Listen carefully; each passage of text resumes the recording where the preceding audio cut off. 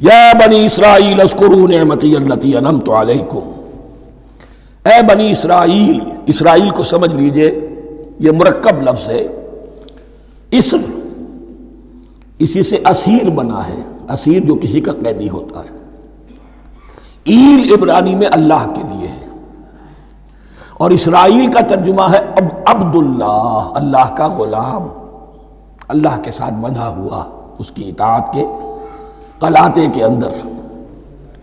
تو یہ اسرائیل یہ لقب ہے حضرت یعقوب علیہ السلام کا۔ ان کے 12 بیٹے تھے، 12 بیٹوں سے جو نسل چلی وہ بنی اسرائیل ہے، انہی میں حضرت موسیٰ کی بعثت ہوئی اور تورات انہیں دی گئی، پھر یہ ایک بہت بڑی امت بنے۔ ان پر 4 ادوار آ چکے تھے قرآن مجید کے نزول کے وقت، 2 مرتبہ اللہ کی رحمت کی بارشیں ہوئیں، انہیں عروج نصیب ہوا، 2 مرتبہ ان کو دنیا پرستی، شہوت پرستی، اللہ کے احکام کو پس و پیش ڈال دینے کی سزا میں عذاب کے کوڑے ان پر برسے۔ اس کا ذکر آئے گا سورہ بنی اسرائیل کے پہلے رکوع میں۔ اس وقت جب کہ قرآن نازل ہو رہا ہے، اس وقت وہ اپنے اس زوال کے دور میں تھے۔ حال یہ تھا کہ حضور صلی اللہ علیہ وسلم کی بعثت سے پہلے ہی 2nd ٹیمپل بھی شہید کیا جا چکا تھا، گرایا جا چکا تھا۔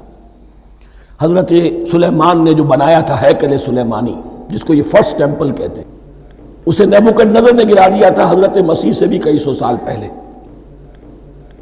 لیکن اس کے بعد پھر یہ رومنز نے سن 70 عیسوی میں حضور کی ولادت سے 500 برس پہلے ان کا یہ یروشلم تباہ و برباد ہوا، اس میں لوگوں کو قتل کیا گیا، قتل عام ہوا، اور 2nd ٹیمپل جو ہے وہ بھی گرا دیا گیا، جو اب تک گرا پڑا ہوا ہے۔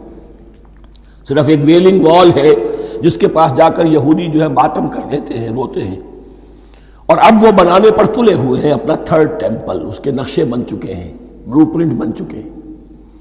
لیکن بہرحال جس وقت قرآن نازل ہو رہا تھا یہ بہت ہی پستی میں تھے۔ اس کے بارے میں فرمایا، اے بنی اسرائیل ذرا یاد کرو میرے اس انعام کو جو تم پر ہوا۔ وہ انعام کیا ہے؟ میں نے تمہیں اپنی کتاب دی، نبوت سے سرفراز فرمایا، اپنی شریعت تمہیں عطا فرمائی، تمہیں تمہارے اندر داؤد اور سلیمان جیسے بادشاہ اٹھائے، جو بادشاہ بھی تھے، نبی بھی تھے۔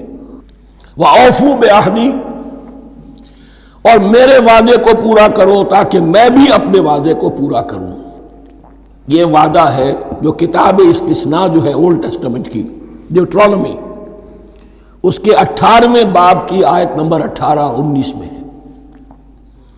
حضرت موسیٰ سے خطاب کر کے اس میں اللہ نے یہ الفاظ فرمائے، میں ان کے بھائیوں میں سے تیرے مانند ایک نبی برپا کروں گا اور اس کے منہ میں اپنا کلام ڈالوں گا، اور وہ وہی کچھ بتائے گا جو میں اس سے کہوں گا۔ یہ گویا کہ حضرت موسیٰ علیہ السلام کی امت کو بتایا جا رہا تھا کہ نبی آخر الزماں آئیں گے اور تمہیں انہیں قبول کرنا ہے۔ قرآن مجید میں اس کا بڑا تفصیلی ذکر سورہ اعراف میں آئے گا انشاءاللہ۔ لیکن یہاں فرمایا اوفوا بعہدی اوف بعہدکم، تم میرا عہد پورا کرو، میرے اس نبی کو تسلیم کرو، اس پر ایمان لاؤ، اس پر کی صدا پر لبیک کہو، تو میں تمہیں میرے انعام و اکرام اور بڑھتے چلے جائیں گے۔ وَإِيَّايَ فَارْهَبُونَ، اور صرف مجھ سے ڈرو۔ وَآمِنُوا بِمَا أَنزَلْتُ مُصَدِّقًا لِمَا مَعَكُمْ، اور ایمان لاؤ اس پر جو میں نے نازل کیا ہے، جو تمہارے پاس جو تورات ہے اس کی تصدیق کرتے ہوئے آیا ہے۔ اس کے 2 معنی ہے، ایک تو قرآن تصدیق کرتا ہے تورات کی اور انجیل کی، فیہا ھدی و نور، فیہ ھدی و نور، اور دوسرے یہ کہ قرآن اور محمد صلی اللہ علیہ وسلم ان پیشین گوئیوں کے مصداق بن کر آئے ہیں جو تورات میں تھی، ورنہ وہ پیشین گوئیاں جھوٹی ثابت ہوتی۔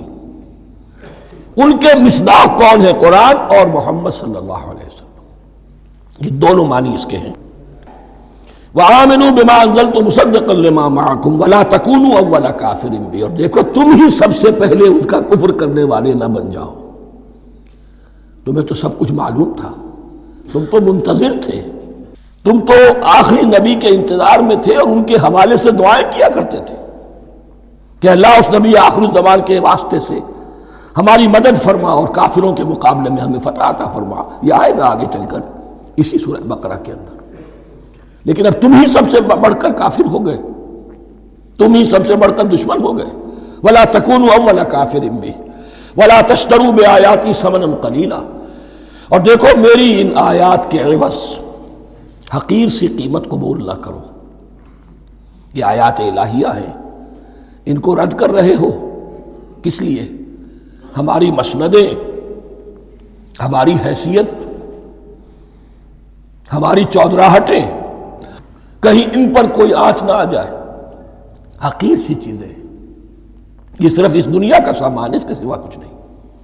وَلَا تَشْتَرُوا بِآيَاتِي ثَمَنًا قَلِيلًا وَإِيَّايَ فَاتَّقُونِ، اور صرف مجھ سے تقوی اختیار کرو، میرا تقوی اختیار کرو. وَلَا تَلْبِسُوا الْحَقَّ بِالْبَاطِلِ وَتَكْتُمُوا الْحَقَّ وَأَنْتُمْ تَعْلَمُونَ، اور نہ گڈمڈ کرو حق کے ساتھ باطل کو، اور مت چھپاؤ حق کو درا حالے کہ تم جانتے ہو. یہ بات اچھی طرح نوٹ کر لیجیے، جانتے بوجھتے کر، ایک ہے مغالطے میں کرنا، وہ ضلالت ہے، گمراہی ہے.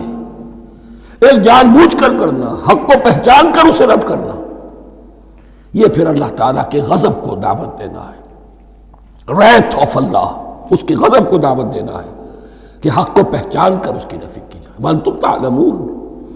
علماء یہود قرآن مجید میں آگے چل کر آئے گا ایسے پہچانتے تھے محمد کو اور قرآن کو جیسے اپنے بیٹوں کو، یعرفونہ کما یعرفون ابناہم، ایسے پہچانتے جیسے اپنے بیٹوں.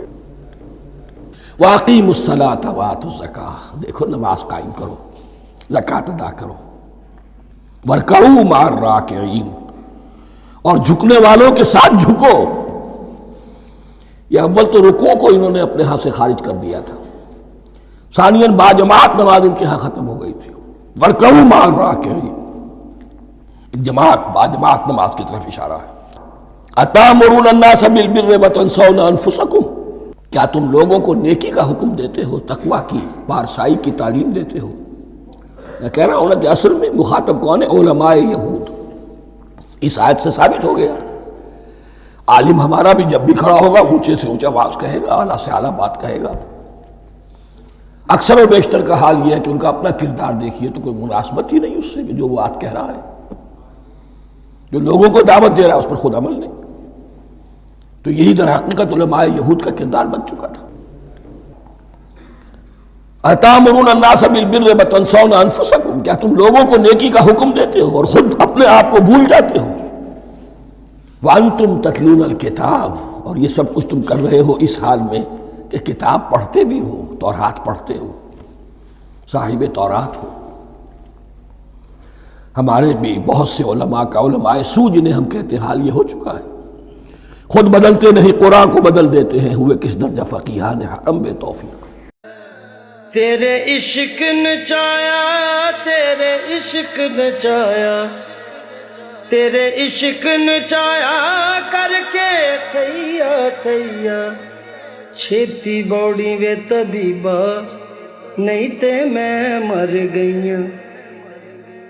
چھیتی بوڑی وے طبیبا، نہیں تے میں مر گئیاں. تیرے عشق نچایا کر کے تھیا تھیا.